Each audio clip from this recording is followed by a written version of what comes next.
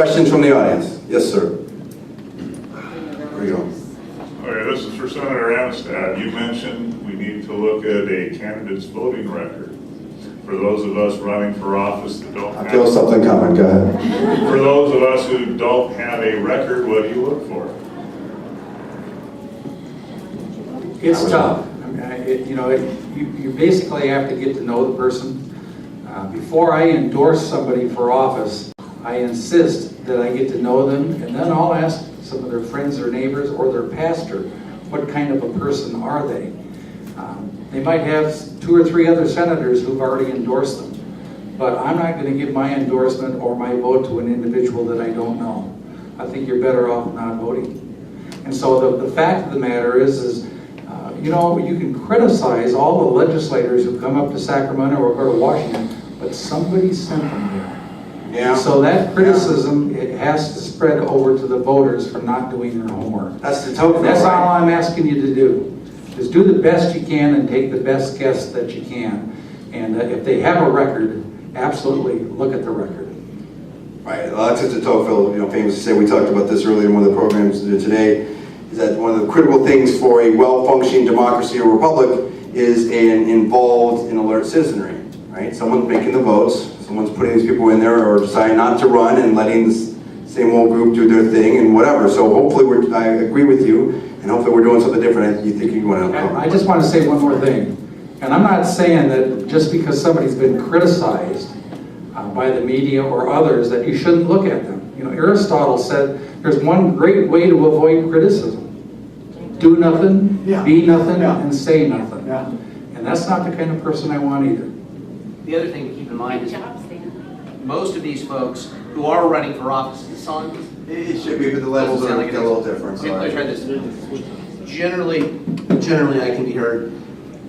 The other thing you need to keep in mind is most times when someone's running for office, I mean, they're not, they just haven't fallen off of, out of a tree.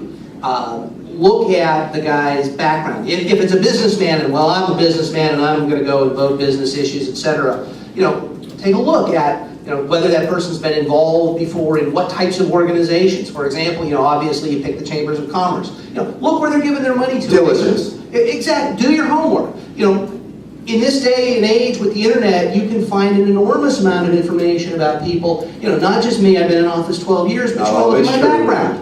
You want to look at my background? It's going to be out there for people to find, and you can find it right now. And if someone says, I am a conservative, oh, but, I've been giving, $100 a month to the ACLU or to some other organization that they don't want you to find out about, you really know. Because those are actions that speak louder than the words. So there's a ton of information out there about people, not just their voting record. Make sure you take a look at it, and make sure you take a look at it with a critical eye.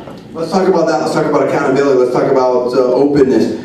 How many here, on a show of hands, and I know, but we're not making policy right now, but just in terms of a general idea, because some of these things need to work out, would support the basic idea of having every bill have at least 72 hours to be posted on the internet before it's voted on? John, the Republican leadership has already proposed 7 days. 7 days. But you're implying that people should actually read bills before they pass them. That's kind of... It's a crazy idea, I know. So, they'll let anybody in here with a microphone.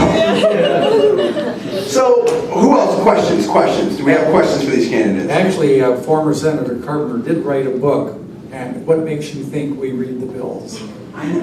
Fact of the matter is that you'll watch on the California channel, watch a Senate session right at the very beginning every morning. And the first thing we do is suspend the Constitution on a majority vote. All the rules go out, and bills that have been gutted and amended that cost you hundreds of millions of dollars will be placed before us to vote on 10 minutes after it's been introduced, before our consultants will even have a chance to react to it. But John's idea is great, though. Get it out there on the internet, and actually, if you can find a way to get it out there in plain English. Right. All right. Yeah. So, okay, the guy hasn't read the bill that he's voting on, but when the time comes for re-election, you've got something there that says, on such and such a day you voted for this bill. Did you know it did the following thing? You've got 72 hours, 7 days, whatever the timeline is. Sunshine. Got to have sunshine. Maybe like that legislative analysis they do when on the pamphlets when you vote. Something like that. Make it available. How expensive is that to put it on the web? Other than 2,000 pages that you have to, right, do a thesis on to read through. And maybe nobody and maybe nobody in the public reads that, but I would think that the folks who are going to be voting on it are going to be scared that somebody will, and that alone, that sunshine or the threat of sunshine alone makes a difference. John, can I speak to that for a second? The public does read them. That's think it is. exactly what happened this year. Tea party. We had 3 massive bills in a row that the Democratic leadership stuffed through the House with only a few hours for consideration. It's not just the members. There is no human being, not even staff, not even legislative council had the chance to read them. This happened with the so-called stimulus legislation. Right. It happened with cap and trade. Right. It happened again with healthcare, which was pushed through at a forced march. Nobody. You didn't like Harry Reid's Christmas present? Well, and Nancy Pelosi's before that. Nobody had time to read those bills. The founders intended that our system of government moves slowly. Madison said over and over in the Federalist that the great need was to figure out how to constrain the majority Checks and balances. from trampling on the rights of the minority. Right. So it wasn't intended that government turn on a dime, that it act quickly. It was intended to be a deliberative, drawn-out process where the government couldn't exert its fearsome power without close to a societal consensus. Well, that's an important point there, and I'll do a little quick history thing here for a second. Basically, like, I mean, people sort of, you know, will complain, well, government's so inefficient, why can't we get this and that done, and especially Obama supporters, stuff like that. Well, the Constitution is a set of sort of, you know, negative liberties, right? It's what government, more of what government can't do, or it's supposed to be, than what government can do, especially also with the Bill of Rights and stuff. I mean, the most efficient form of government would be a dictatorship. You know, one leader or someone says, hey, I'm going to do this, I don't like your house, I'm going to take it and whatnot like that. So having what we have as a republic, if we could keep it, where there's a set of laws, a constitution, will tell you what rights you have rather than someone that's popularly elected or an American Idol poll or something like that is very critical. So I mean, talking about how we do government and how we respect the Constitution, I think is really important. But I want to go to what Senator Arnstad said here. You know, it goes to a larger point, and it's state and federal. Why is it that elected leaders, as fantastic as you folks are and will be, or whatever, you know, I mean, it is a big thing, right? I mean, if you're elected congressman, senator, lieutenant governor, whatever, you're one of 50, one of 435, or 100, or whatever it is. It's one of 80. It's a huge thing. Great. But you're still a citizen. You're still a member of the American public like anybody else. You know what I'm saying? You're taller than me, but we stand on the same level legally. You're better looking. Well, I thank you for that. The point is why is it that Washington or Sacramento or any other little capital in the United States, why is it populous with so many people that feel like there's one set of rules for us and our buddies and another set of rules for everybody else? And how do you change that? Integrity. It's all about who we vote for.